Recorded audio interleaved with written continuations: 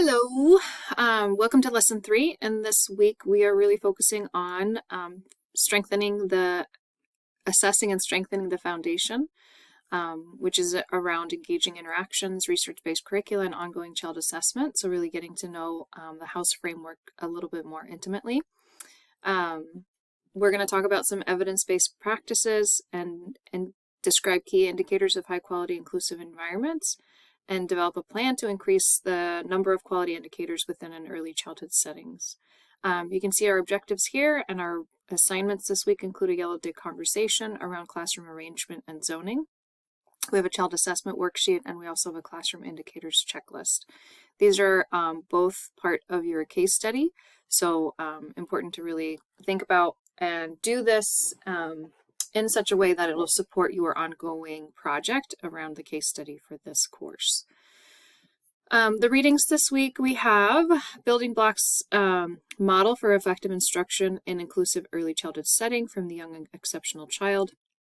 We also have the Head Start Center for Inclusion Member of the Class Teacher's Guide, and we also have the house framework for you here as well. So just more resources for you to get more familiar with the content.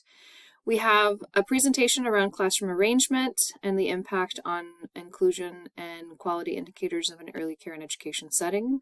We have a presentation around staff zoning and schedules. And then we have a presentation around routines and transitions, all of which are indicators of quality classroom. So please take the time to review the presentations, because not only is it helpful for this course, but it's helpful for your ongoing professional development in early care and education settings. Once you've done all of the readings and reviewed all of the presentations, you can click Next at the bottom of the page, and it'll take you to our Yellow Dig classroom discussion for this week. We want you to utilize the topic classroom arrangement and zoning. When you're ready, click Create inside of Yellow Dig. Your button to access Yellow Dig is right here. I've already incorporated the prompts at the top of the Yellow Dig page, but please do review the overview and learning materials before you make your comments in the Yellow Dig conversation.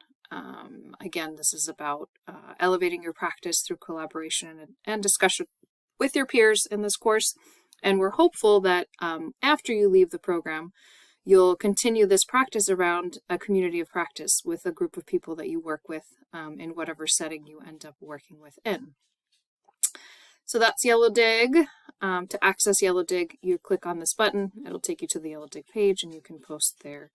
And then when you're done, we have a spot for you to submit your permission slip. So working with a child that is in an early care and education setting, we need you to submit the permission slips. In very, very rare cases at this point, we do have some folks that are still need some support around identifying a focus child. You can use one of the vignettes in the course, but we do recommend that you actually apply this to the setting that you either work or volunteer within.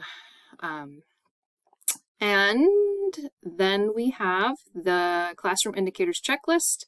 We have the checklist right here for you. So that's the actual assignment that you're going to submit.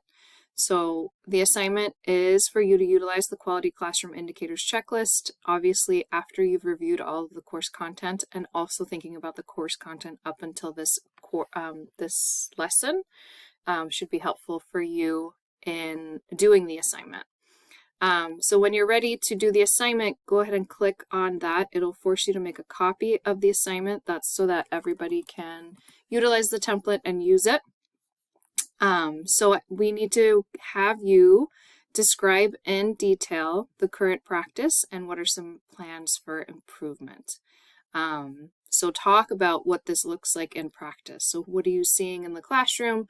You should describe what you're seeing within the classroom in these parts of the assignment, and then you need to describe some opportunities for improvement. There's always room for improvement, so I don't want to, none of these boxes should be empty, nor should any of them say NA. They should all be opportunities to grow and improve practice and expand, so make it even better. So do make sure to complete the assignment thoughtfully and completely. Once you're done, go ahead and click File and Download. download into a Word document, and then submit that to the assignment in Canvas, so that we can provide some comment and feedback directly on your assignment in the Canvas course. Okay, so when you're done, hit download Microsoft Word, download it to your computer, and then when you're ready, you can submit your Word document by pushing the Start Assignment button. It'll give you the upload opportunity. In very, very rare cases, some students can use this full-day preschool schedule. This is very limiting for this assignment because you're not going to be seeing classroom in action. So please don't use this unless you're really in a bind. And please reach out to your instructor if this is something that you're going to try to utilize. We do want to see you applying the content of this course in real time in real settings. And then we have the child assessment worksheet. We want to make sure that you've obtained permissions about utilizing the child assessment worksheet. Again, we want you to provide as much detail as possible within this child assessment worksheet. So when you click on the button, again, it'll force you to make a copy of the assignment. That's so the template stays the same and everybody can have an opportunity to utilize it. So lots of description, talk about the daily schedule, talk about the classroom expectations. It's not enough to say the children are eating. Talk about exactly what the expectations are around breakfast, so that we have clear indication about what are some things that the child is doing well with and not doing well with. And then do some describing. The child does well with sitting during breakfast time.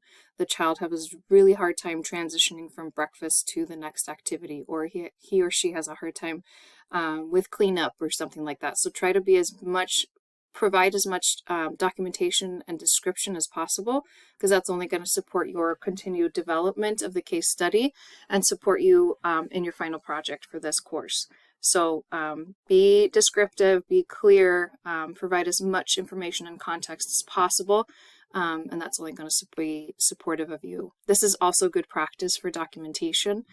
So when you talk to parents about things that are happening in the classroom, regardless if they're going well or not so well, we want to provide some really detailed information to parents about what's going well, what are the expectations, and not just say, oh, he does really good at snack time. Well, what does that mean? What does really good at snack time look like? He does really great during center time. Okay, what does that mean? What are the things that he's capable of doing that make it so he's demonstrating to you that he's mastered that skill? Or what are some things that are happening, outward behaviors and interactions and things like that, that are demonstrating to you that he or she is challenged during that part of the day?